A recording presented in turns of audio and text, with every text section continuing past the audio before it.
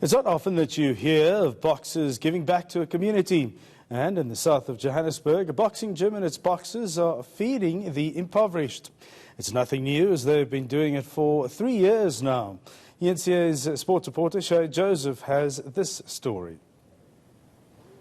Far too often, many former boxers end up as charity cases.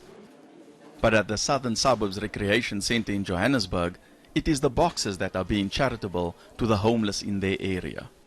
We've served about 13,000 meals in the last 2 and a bit years, and we've taken kids that were out of school, put them in school, make sure that they got clothing. Every year we give them school shoes and school books, and we just make sure that the community is looked after. And this being a community centre, Southern Suburbs Recreation Centre, it's important for people to realise that community centres like this have a massive influence on the population.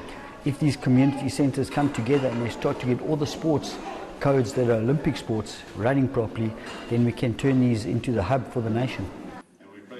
Gilmore is being supported by former boxers and people still active in the professional ranks of the sport. When Jeff Ellis approached me, said him and Mario have been speaking and they want me to get involved with them to start a feeding scheme for the destitute, you know. And we just got doing it, and it's grown massively, and the people really appreciate it, you know.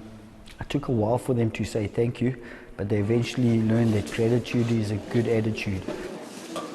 However, it's not just a matter of feeding people. Gilmore has a solution that can also produce sporting stars.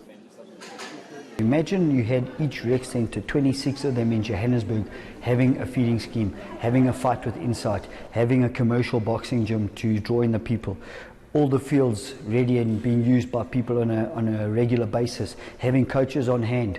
You're going to drop the drug percentage of users in the area massively. In Iceland they had a project like this, and they turned the drug percentage from 23 to 7% just because they made the rec centres more accessible with coaches on hand at all times to look after these kids. And so by doing that, we can use this rec centre as a pilot to show all the other rec centres how it's done. Gilmore believes that kids especially can learn from the art of boxing. It gives the kids moral fibre, it gives them the prospect of actually making a living outside of whatever they had decided. And a lot of them don't actually have any other option, and they see the boxing as the way that they're going to get out of the hole that they're in.